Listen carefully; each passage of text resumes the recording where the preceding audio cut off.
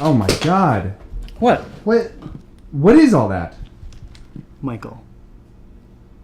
Okay, it's Adderall, I assume. There you go. See, you're learning. That's all Adderall in every one? That's right. It's a jackpot. Why do you have so much? Well, I ran out fairly quickly last time. I did a deal with Keith after the open mic. We slipped into the bathroom. We did a little talking. I was like, hey, I've got some stories. This is like backlog stuff. Like back when I was thinking about going to college. Stuff that, got rejected from a bunch of publications. And I figured, why not make lemons out of lemonade? Why did they get rejected? I don't want to really talk about it, but what matters is that now I'm set. Now I've got everything I need to get to the next level. How long will that last you? I'm thinking at least 5 weeks. Hold on. I'm good, thanks. Are you sure? I've got plenty. Yeah, no, I'm good.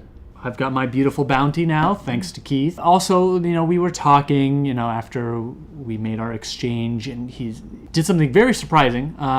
Did not expect this, but he in a gesture, like a grand gesture, if you will, he gave me the pipe bag. Oh. Yeah, like bury the hatchet, bring the pipe.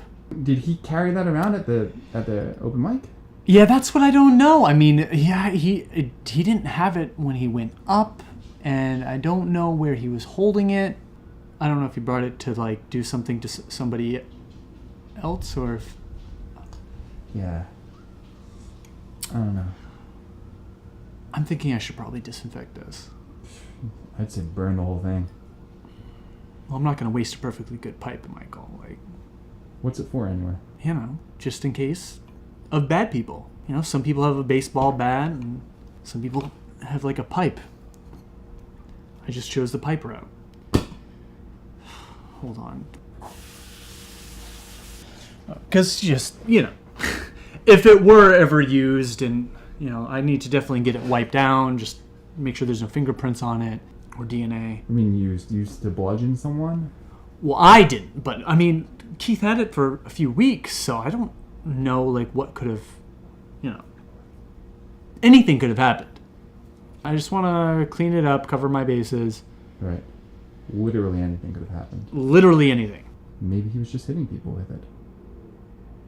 Maybe he was just breaking into cars. Maybe it was nothing sexual whatsoever. I mean, I'd certainly hope not. But it's very possible that a pipe could also be used in a way like that. Right.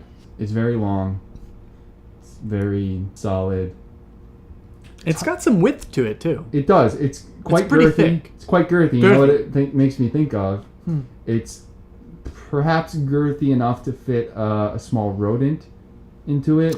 Oh. You know where it goes from there. Yeah. I'm filling in the blanks. So we never really followed up about those interviews. Did you find a good candidate for an assistant?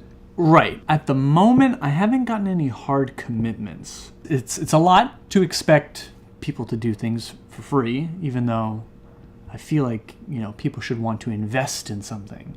Those who come up together profit together. Some of them have agreed to, on like a need-to-have basis, to pop in, do little assignments. Almost as if assistant freelancing. I do have some people who are into that idea. That's cool. That's really great. I'm still particularly looking for somebody with a little more spunk, a little more like edge. Right. I want there to be that danger element, almost like a Bruce Lee. Right. So I'm meeting with somebody. She sounds very, very nice, but also aggressive, like nice and firm. Michael, so this is how do you say this?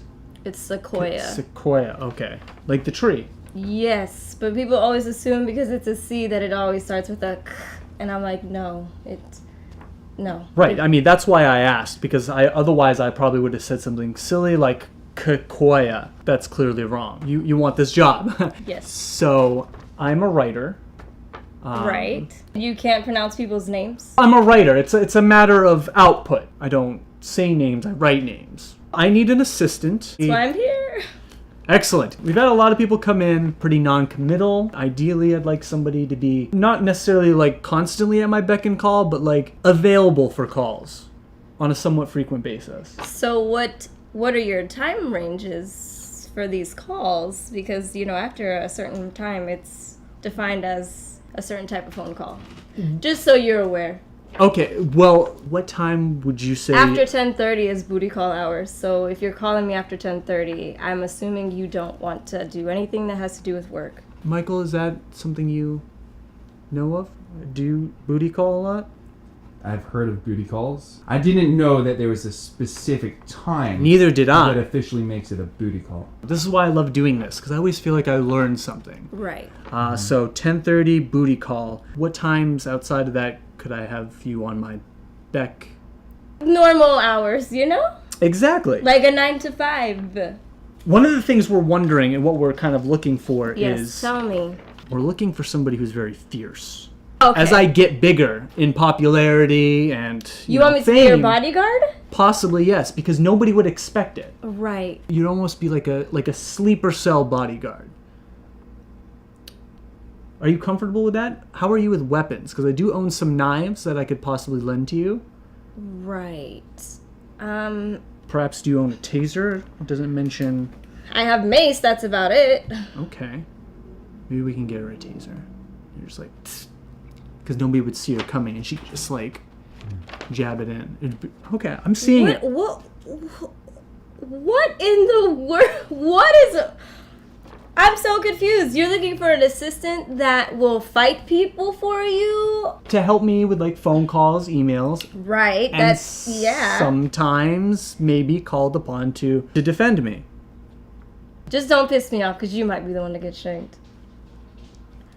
I will do my best. Michael will keep me on my best behavior. I feel like I do need to bring up another thing. So I live with some people. Uh-huh. One of them is he's an aspiring rapper.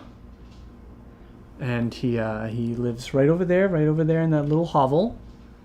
And he is sometimes erratic. Mm-hmm.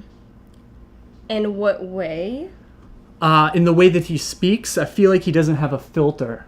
And so sometimes I know you are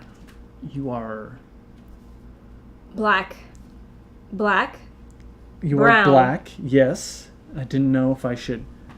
Yeah. Okay. Mm-hmm. So I just want to warn you, sometimes he may say things. He's racist. He's a racist. Yeah.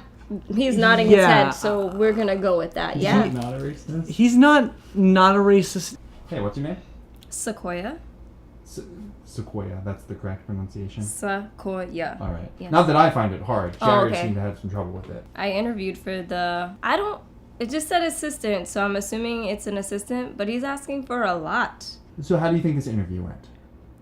I think it went well up until he says that he lives with a racist person. He didn't specifically say that Seabuck is racist? You did, though. You agreed. Well, you nodded your head at me when I said he's a racist. You said yes. Well, he is racist. Right. No, he is. I'm not denying that. Okay. That's I was evidence. like, you said yes. Okay. No, I was just correcting you because you said that Jared said that Seabuck was racist.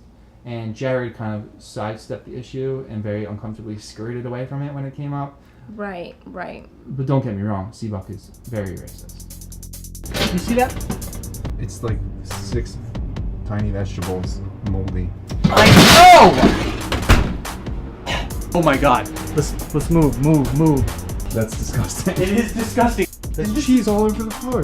There's cheese. Look over here. There's a bag of cheese. To be honest, I'm just relieved that that's water in there.